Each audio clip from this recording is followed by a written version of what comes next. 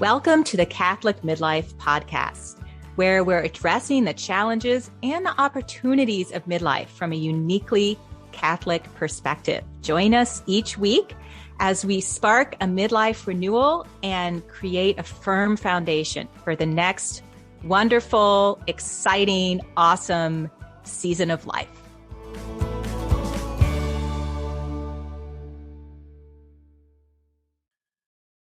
Hi, welcome to the Catholic Midlife Podcast. It's great that you're here. I'm Curtis, and I'm here with my hostess. Hello, it's Karen. And we are talking about grit and grace in transitions, in midlife transitions. This is our season 1. And today, actually, we're talking about the new beginnings phase. So, Karen, should I just talk about all 3 phases briefly? Yeah, just give them a refresh on that. Yeah. Okay, so fairy tales start with back in a galaxy far away a long time ago, and then they have an exciting middle, and then they have an exciting conclusion. That's chronological. But transitions, life transitions, they start with an ending. So the ending comes first. And then you have the messy middle, also known as the neutral zone. And then you start to have the new beginnings, which can come suddenly, but often start with sort of that little whisper. Right. And something I was realizing that I think we haven't said yet, Curtis, was, we're presenting these in kind of a linear fashion, that there's phase 1, right? The ending, then the middle, then the new beginning. But often we don't experience them as linear in our life because life is messy. And a lot of times we're going to experience different parts of these at the same time. And that's totally normal. I just wanted to say that. It's completely normal. Yeah, that's a great point. And I was just thinking how in my own transitions, I want to flip the switch. I want to get to the end. I want to cross the street. I do not like the discomfort of the neutral zone. And I don't like hanging around trying to figure out, what I'm supposed to do, what little voice is going to take me there, which opportunity to evaluate. It's very challenging, but we can't just flip the switch. Right. And one thing that I've found interesting is sometimes I'll find myself thinking, I'm just not adjusted yet to XYZ, whatever it is, or I'm still getting used to something. And I've started to pay attention when I say things like that, because usually it's an indicator that I'm doing some internal processing around a transition, even a minor one. And so then I like to ask myself some questions around that and get curious. What am I still adjusting to exactly? Or what am I still letting go of? Or where am I feeling disoriented or insecure in this transition? And I found that's really helped to bring some things to the surface for me. Yeah, so something's bothering you, so you're just trying to ask some good questions. Right. So you can deal with it. Mm-hmm. Yeah. Exactly. That's really smart, huh? So Kara has a lot of emotional intelligence. She approaches these sorts of things. And you're not a big ruminator, are you? I don't think I am. Yeah. I don't think I'm a big ruminator. Yeah. I like to get over it and move on. Yeah, unfortunately, competencies tend to be split. Like there tends to be one undercompensates and the other person in the marriage overcompensates. So it's been my role to ruminate for both of us, unfortunately. Right. Yes. This is an interesting. But I do it. I do it so well. So if you would ruminate more, maybe I could ruminate less. Okay. Well, we'll try that approach. That'll be a new. We'll create a new theory of adaptation. Yeah. Just so everybody knows, we are kidding. We're not trying to increase our ruminative capacity. No, we don't want that. It's learning from the past is good, but living in the past is not good. And spiritual masters, they talk about being able to live in the present because that's where the grace is. Right. And of course, plan for the future and all that. But the grace and the power are in the present. Right. Oh, I'm so glad you said that because actually, I think that that's an awesome theme for the new beginnings because it's new and we're going to have a lot of, worry or concern about the new thing that we're entering into, even if we're excited for it. And it's so helpful to focus on the things we're just doing in the present moment that we've identified will serve us in engaging with our new beginning. Yeah, and especially I think once you get to a place where you have some pretty good ideas about the processes to focus Mm-hmm. on that are going to take you to your new goal, to your new beginning. That's when you really know you're on that ramp that's going to start to take you into your new beginning. When you're able to shift from where am I going, what am I doing, to okay, what are the processes that are going to take me there? Right. So you've kind of started to identify I'm going in this new direction and I'm going to set some plans in place and see where they take me. Yeah, and so Karen, we were talking about how in some ways, talking about the new beginnings, it's kind of unsatisfying because there isn't a great formula. And we have to speak in a lot of generalities about a process that's very individualized, that depends a lot on your particular situation.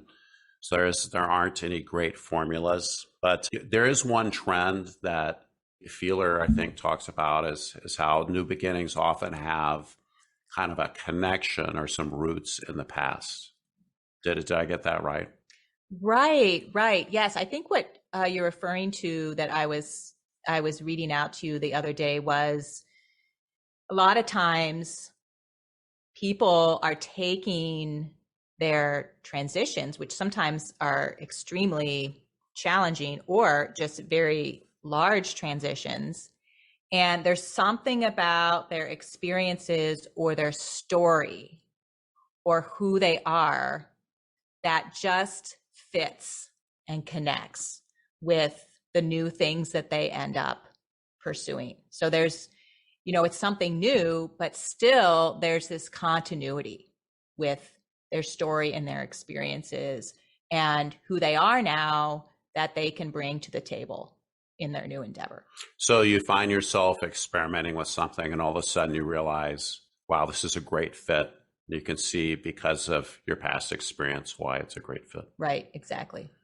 Exactly. So kind of the way I visualize that is you've got this story and you get into a transition and your story maybe doesn't really fit, or at least you seriously need a new chapter. And you're in that middle. And then when you're ready to start writing your next chapter, you're able to, when you write the next chapter in your story, it's going to have some connection to the past. It's when those things start to come together. Right. Exactly. Exactly. Yeah, so this is a little vague, so it's a little frustrating. We want formulas. We don't have them, but one of the big keys is the mastery mindset. Yes, totally. Totally. This is so important, particularly in this phase. And I'll just sort of summarize for our listeners the mastery orientation. So, a lot of times in life, we're focused on the things we want to happen, the outcomes we want to get, the results that we want to see, whether that's in our work and career, there's outcomes we want to see in our home life, there's things we want to see happening in our kids or our family members' lives or for ourselves. And that can end up being our focus. And I want to contrast that with actually a mastery focus, which is not a focus on the outcome or result, but as Curtis, as you were saying, a focus on the process that we've identified to get to that goal or result. So a mastery orientation really is more about the learning, the growth, the progress I'm making rather than a particular outcome that I'm getting in a situation. Yeah, this is very profound. So we keep returning to this in our coaching practice and in our own lives as the mastery, the mind of the master that is focused on the process that she can control, but not the outcomes. Right, right. And when you're starting to invest in something new, you're new at it. You're just new. And so the focus is on being new and learning what's needed to enter into the new phase. And I think we often get very attached to outcomes, and we evaluate our success in terms of whether we think the outcome was a success or a failure. And really this can be a huge trap when we say as Christians, well, we're trying to control something in our life. It's usually we're trying to control outcomes. And when we say, I need to release control, I want to give control over to God, those are the kinds of controls that we're trying to surrender. Yeah, so let God control the outcome, Mm-hmm. and then you work on your process. Right. And so I keep trying my slogans on you, Karen. But so and you haven't liked them so far, but God's in control so long as I play my role. Oh, it rhymes. Yeah, it rhymes. Look at that. Okay, I'll think about that one. Yeah, I I'll can let tell. you know what I think. I can tell I haven't got a buyer yet for that one. But what I like about that is if we're not focused on our process, that's where the passive can creep in or the despair can start to operate when we're not working on the process that we can control. Then, circumstances can take over. What other people want can start to be the controlling factor. And that's not always bad, what other people want. But the point is, it's our responsibility to choose what it is we want to be doing so that we can fulfill our responsibilities and live out our highest values. Right, right. So there's something about the choice to show up in a certain way, to live in a certain way, to respond in a certain way. And that's the sphere of our control. Yeah, yeah. And I just really liked how you put the emphasis on, leaving the outcome to God's will. Of course, with outcomes very quickly, they're not within our control because other people, there's a lot of things that can intervene, so they're not in our control. Right. But it reminds me of just the spiritual masters who talk about living in the present. Mm-hmm. And Karen, I can't remember if we just talked about this. Well, we just briefly mentioned it. We brought it up, but we thought it was really appropriate for the new beginnings. Oh, I think is that what started us on this? It is. Okay. It is. It is. But it's very hard to live in the present moment, right? Because we're often stuck in the past, as you mentioned, ruminating, or we're worried about outcomes. So we're living in the future. And it's in the present where A, we meet God and God's grace, and B, where we have our influence and our choices on how we're going to show up. Yeah. So when we're stuck in the past, I was reading Jacques Philippe, and he said, when you're thinking about the past and you're asking questions that you can't answer, it's probably time to move on and to focus. And he literally says to focus on the process of what it is you're trying to do. He's talking about living in the present as a spiritual tool and strength. Right. Right. That's very powerful. We could do a whole series on living in the present moment. I don't know that we will, but I'm starting to think about it. The wheels are turning in my head. She's looking at me. We're not going to go there now. That's what she's saying. Well, let's talk about the new beginnings. So Curtis, you were mentioning about creating a process, starting to make a plan. And there's something about we look at other people and their new beginnings, and it looks so easy for them. And we sort of compare ourselves to what it appears like is going on for somebody else. But really, they're never smooth. They're never smooth sailing. Yeah, there's a podcast where this very famous guy interviews incredibly famous and successful people. And I always subscribe, but I don't listen to it. It seems discouraging, maybe. It's discouraging. And of course, so many times they're coming to you after 10 years or whatever, 20 years, and they're not pretending that they didn't do all that work, but Right. Still, it's just very intimidating. Right. So we do want to remember it won't be all smooth and easy sailing. But when we have a process, we can trust our process. We can lean into the present moment. We can do what we've chosen to do for right now. Yeah. So in the we're talking about the new beginnings phase. So there's a often we can see the goal off in the distance. There's treasure on the horizon, but we don't really know how to get there. There's uncharted territory, and that can be intimidating. But often we can think of intermediate goalposts that are going to get us closer, and it's a time for experimenting, for trying to understand what the experience is that you're interested in. So for instance, I mean, if you're thinking about starting a restaurant, then you might want to do some catering. You might want to work in a restaurant. You might want to try to be a manager for a while before you really put a whole lot into preparing that business. Right. So I'm hearing that new beginnings really are a time maybe to start taking some action, would you say? Start investing in pursuing a path and see where it takes you. Yeah, exactly. Yeah. I think that's actually a place we can get stuck is we want to keep getting ready for the new thing. Yeah. We want to just get ready and the action. And reading books is really important way to get ready. You should read all of them. Teasing me. Okay, Curtis is teasing me because I get stuck in the getting ready often. I just need to know something more. I just need a little more understanding or a little more research before I do the thing. So it's really true.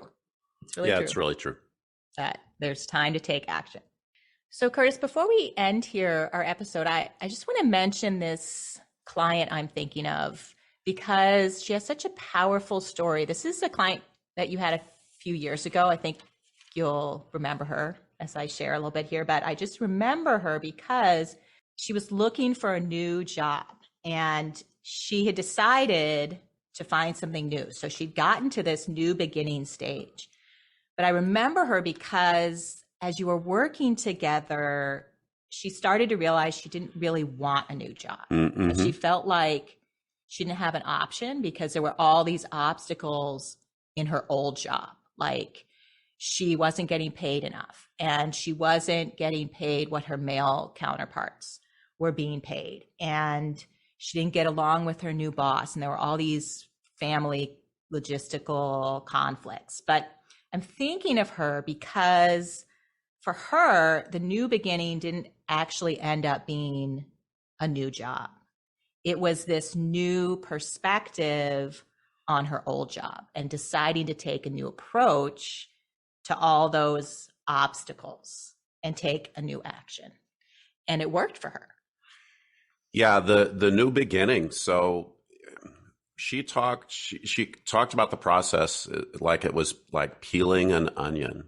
Wow. Because there were so many things that she had to work through and just remember how we experience things differently. And it wasn't just a situation of, oh, I got to go hold my breath and cross my fingers and ask my boss for a raise. These were very big obstacles and there were big personality histories. And so she had to move from a place of, instead of coming in to this big meeting with the big honchos asking for this huge raise and concessions, She had to move from a place not of asking, not begging, not even negotiating, but to a place of offering what she had. She wasn't perfect, but she had so much to offer. And when she was able to show up with that just beautiful, positive, non-judgmental energy, it went very well for her. Wow. Wow.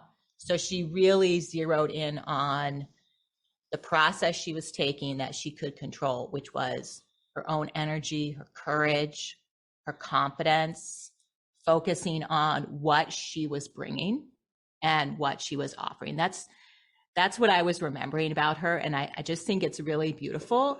And it's kind of an example of how the inner transformation of the transition can maybe even surprise us with the kind of thing that ends up being the new beginning.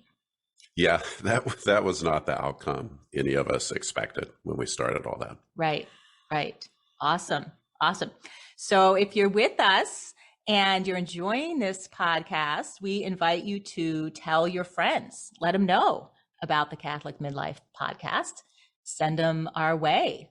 Yeah, absolutely. And if there's a lot of ways to listen, please subscribe on a major platform if that's convenient for you. That helps the algorithm, helps other interested people find us. Excellent. We'll see you all next week.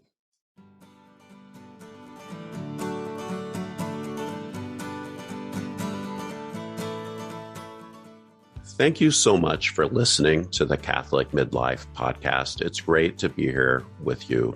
Be sure to subscribe on your favorite app or platform. Leave a review that's so helpful so that others like you can find the podcast. And be sure to tell your friends. We'll see you next week.